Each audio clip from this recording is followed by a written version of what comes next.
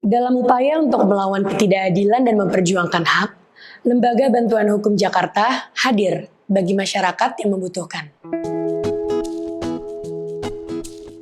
LBH Jakarta adalah lembaga bantuan hukum pertama di Indonesia yang hadir sejak 1970 untuk mengadvokasikan isu-isu hukum, HAM, dan demokrasi dengan bantuan hukum struktural bagi masyarakat miskin, tertindas, dan buta hukum. Bantuan hukum cuma-cuma adalah pemberian bantuan hukum yang diberikan secara gratis atau Rp0 tanpa biaya kepada masyarakat, baik individu maupun kelompok. Yang membedakan LBH Jakarta dengan LBH lainnya adalah LBH Jakarta menggunakan pendekatan bantuan hukum struktural, di mana kasus-kasus yang ada di LBH Jakarta sebagai pintu masuk untuk mendorong reformasi kebijakan yang lebih berkeadilan dan melakukan pendidikan hukum dan pemberdayaan kepada masyarakat sehingga masyarakat paham dan mampu memperjuangkan haknya.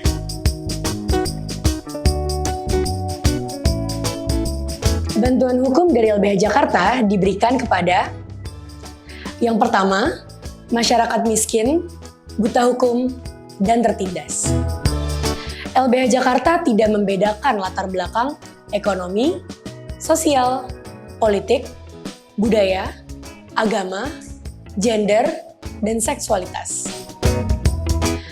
Nah, masyarakat miskin di sini tidak hanya miskin secara ekonomi saja, tapi secara sosial, politik, budaya, dan lainnya. Yang kedua, ada kasus yang berdimensi struktural, di mana adanya ketimpangan struktural antara korban dan pelaku, seperti misalnya masyarakat sipil melawan negara atau pejabat negara atau penguasa. Dan contoh lainnya adalah antar pekerja dan pemberi kerja.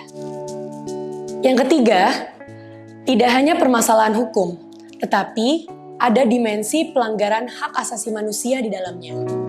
Dan yang keempat, kasus-kasus yang ditangani adalah kasus yang berkaitan dengan kebijakan dan berdampak luas bagi masyarakat.